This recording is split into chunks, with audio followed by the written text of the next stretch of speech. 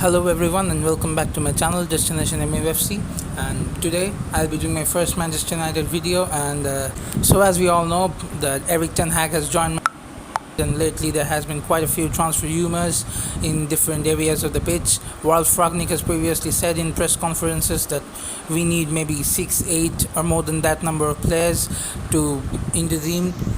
So today we will be talking about the different transfer rumors and what Manchester United needs under Erik Ten Hag to start winning games again, to be successful again and for the future. First up, we'll have to talk about the midfield because that's the most important area of the pitch and also the area where Man United has been very poor this current season. So we'll have to talk about that, the strengths and what we need. Presently, we have some transfer rumors circulating around Frenkie de Jong, Calvin Phillips, Ruben Neves was previously linked. Also, Ralf Rangnick has said he likes Boubacar Kamara and Amadou Haidara from RB Leipzig, and Kamara is from Marseille respectively.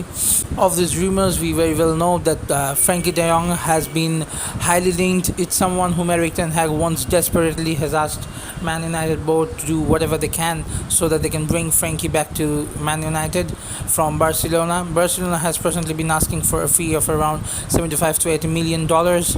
So that's what pretending. I think that's what's stopping Man United board from getting Frenkie at the moment. But it's some player that Erik Ten Hag wants desperately. But another thing that we should think about is the price tag. We can get Calvin Phillips, Ruben Neves for approximately the same amount. Calvin Phillips is said to have a release clause of 28 million if Leeds get relegated, and Ruben Neves can be available for around 50 to 60 million. So that's another cheap buy as well. So together 80 million for Frenkie de Jong, or we can get Ruben Neves, Calvin Phillips with the same price. Also, if we talk about the transfer budget that Erik Ten Hag is going to get, it's not going to be more than 100 or 120 million, and whatever sales he's going to get from the market. So 80 million splashing up on Frenkie de Jong is, I don't know if it is going to be suitable for Man United or not, but Ten Hag wants him desperately. That's a very particular reason that Man United will be going all in for him. But possibly, I think it will be better for Man United to have Calvin Phillips on the team. Boubacar Kamara on a free transfer, that's a good sign as well. James Garner coming back from Nottingham Forest. He has been very good in the championship recently. We have seen some championship players getting well off here. We can also, if the midfield is loaded, we can try James Garner in the Premier League team now. Also, Donny van de Beek coming back from Everton. He's someone who has played under Erik Ten Hag and was very explosive under him. So of course we'll be looking forward to Ten Hag and Donny van de Beek working together once again. So most probably the midfield with Bruno is always there, Macfred, they are there, but we need to strengthen up, and that's why Ruben Neves, Calvin Phillips, Frenkie de Jong, these are the possibilities out of which we could get one, and obviously we'll be getting James Garner back, and the remaining are there already. Donny van de Beek is coming back too, so that more or less settles down the midfield position. For the attacking scenario, we already have Sancho, we have Cristiano Ronaldo. Of course, Man United looking for a striker. They are already in for Victor Osimhen, for Darwin Núñez, and also they have been talking about Christopher Nukunku, who is someone Ralf likes a lot. So Erik Ten Hag, the final decision is on him.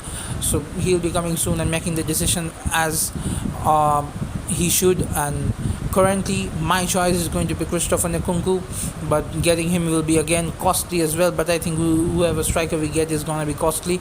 It's not going to be less than a 50 to 60 million at a minimum. So that's how the striker position is going to be, and it's also a difficult position because not many strikers are available on the market.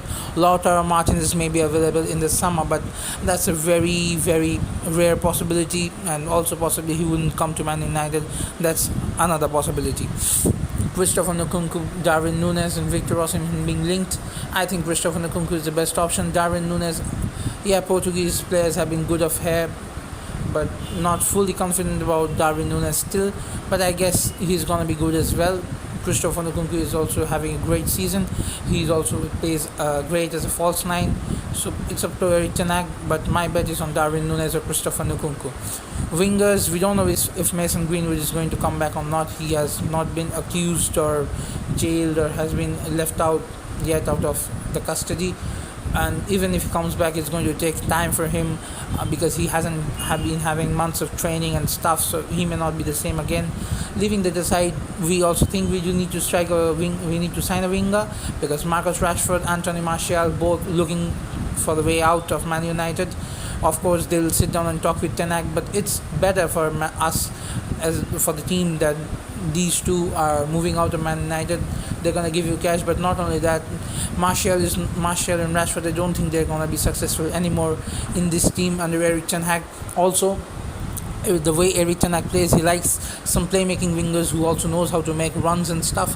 So Jadon Sancho, and on the right wing we need another partner who is probably going to be Rafinha or Antony from Ajax. Both are playmaking wingers, both are skillful, they know how to make passes and stuff, they know how to shoot as well. So yeah, of course that's going to be another transfer that we are going to look forward to. So two wingers, of course, two players in the up front to be signed, one striker, one right winger, and probably we have to leave Marcus Rashford and Anthony Martial. That looks more probable.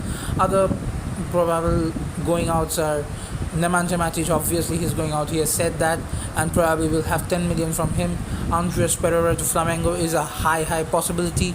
We'll have Juan Mata going out, we'll have Paul Pogba going out. These are free transfers though. G's Lingard as well.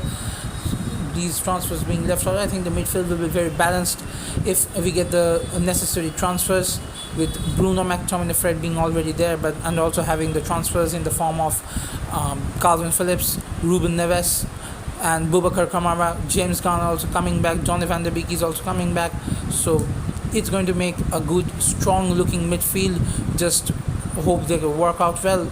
Of course, that builds a very strong midfield, and I hope Erik Ten Hag's tactics suit them very well.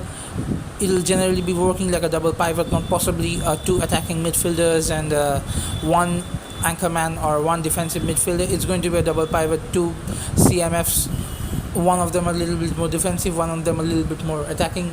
More precisely, you can say they will be box to box. Bruno Fernandez also, who moves up front while pressing, he also tracks back when necessary. I think that will settle up the midfield if we get Ruben Neves and Calvin Phillips along with Boubacar Kamara on a free transfer, and the attacking is set up with Rafinha or Antony and Darwin Núñez or Christopher Nukunku.